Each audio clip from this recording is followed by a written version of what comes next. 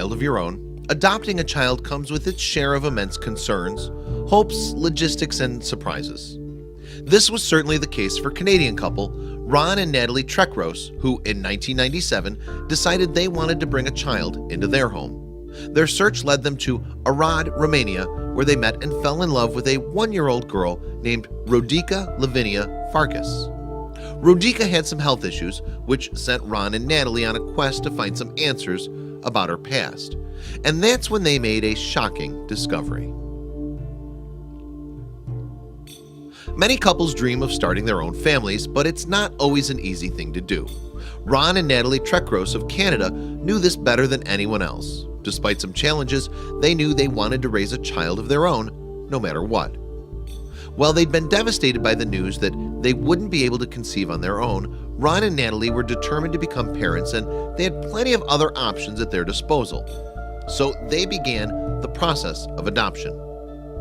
In 1997, the couple, hoping to find the right child for their little family, traveled to Arad, Romania, a city situated on the Mureș River in the western part of the country. That's where they found Rodica Lavinia Farkas. She was only 1, yet she already had a mysterious past. Ron and Natalie instantly knew that Rodica, with her ear-to-ear smile, would be the perfect addition to their home. Unfortunately, this wasn't going to be a simple adoption. Before they could get started, the couple received some bad news. Even though she was just a year old, Rodica was severely malnourished. She suffered from rickets and had weak bones from a lack of vitamin D. It was pretty obvious that she was in need of some serious help. Unfortunately, cases like Rodica's weren't unique in Romania in 1990. The country was under the control of a dictator named Nicolae Ceausescu, and he banned contraception of any kind throughout the country, with catastrophic results. With so many poor people in the country at the time, it meant that a lot of parents conceived children they couldn't afford, and they had to give them up. Fortunate children ended up in orphanages. The less fortunate ones died from malnutrition or were abandoned. Was this what had landed Rodica in the orphanage in the first place? Perhaps her mother couldn't afford the care necessary to properly nourish her newborn child.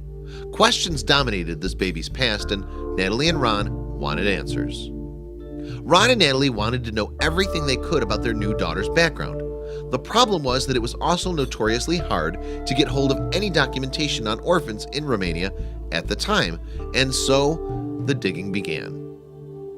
Natalie and Ron clung to every bit of information they could find on Rodica, but in the pre-internet era, there wasn't much to be found. Then the couple uncovered Rodica's family tree, and they found that the girl's biological mother had actually given away more than one child. See, somewhere out there, Rodica actually had an older sister. Strangely, this sister had been sent to an entirely different orphanage. From then on, Ron and Natalie recognized that they had a new mission. As the saying goes, the more the merrier, and Natalie and Ron must have been thinking just that. From the moment they learned about Rodica's sister, they were determined to find and adopt her too. After an exhaustive search, Ron and Natalie found Rodica's older sister, whose name was Giannina. They were shocked at just how much alike the sisters looked. They could have been twins. Without a second thought, the happy couple adopted her too, making the Trekoses officially a family of 4. Back home in Canada, with 2 new baby girls, sisters Rodica and Giannina, Ron and Natalie made yet another discovery about the young girl's family tree.